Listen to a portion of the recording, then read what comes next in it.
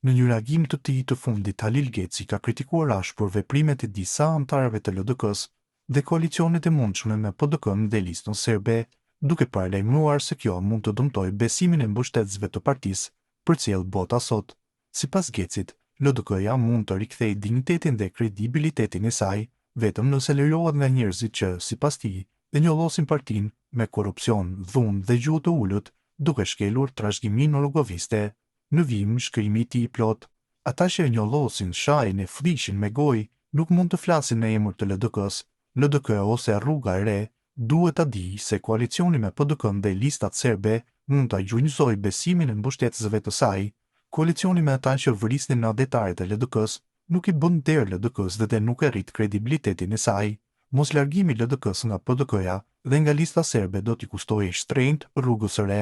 Vetëm pas largimit nga PDK-ja, si edhe të elementeve që njollosin partinë, LDK-ja mund të rikthejë dinjitetin dhe besimin e popullit.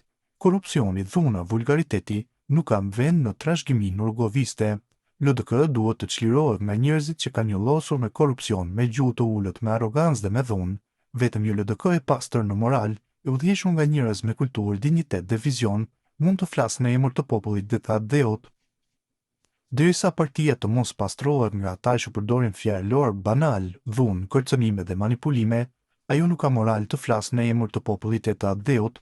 LDK-ja është në trashëgimi e mendjes, e urtësisë dhe e kulturës së Ibrahim Rrugovës, jo strehej atyre që shajnë, flishin dhe përdosin këtë emër me sjellje primitive e me interesa personale.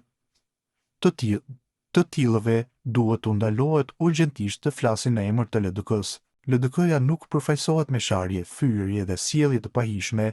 Këto janë praktika që i takojnë kulturës së dhunës dhe jo kulturës rrogoviste.